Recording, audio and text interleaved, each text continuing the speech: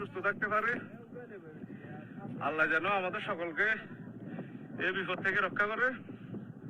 আপনারা দোয়া করবেন সবাই, সকল দেশি ভাইরা দেশ থেকে সকলে আমাদের জন্য দোয়া করবেন, আমরা যাতে এই বিপদ থেকে রক্ষা পেতে পারি।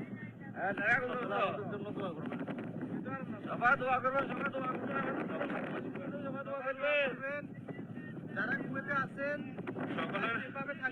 সকলে সেফভাবে থাকবেন, ডরের কোনো সমস্যা নাই। সকলে তার অবস্থান থেকে সুস্থ থাকেন, কোনো ভয় নাই। এই যে আমরা আছি একদম কুয়েতে যে আমেরিকার ঘাঁটি আছে এটার পাশে, একদম কাছে, একদম কাছে। এই যে মাত্র একটা বিমান রকেট হামলা হলো কিছুক্ষণ আগে, কিছুক্ষণ পর 5 মিনিট পর হামলা হচ্ছে, 5 মিনিট পর হামলা হচ্ছে। খুবই ভয়াবহ অবস্থা, খুবই ভয়াবহ অবস্থায় আছি আমরা, খুবই ভয়াবহ অবস্থায়।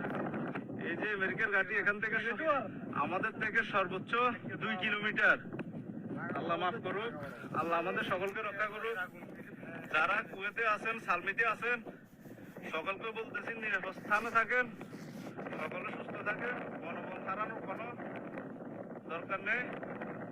সকলে যার অবস্থান থেকে দোয়া করেন।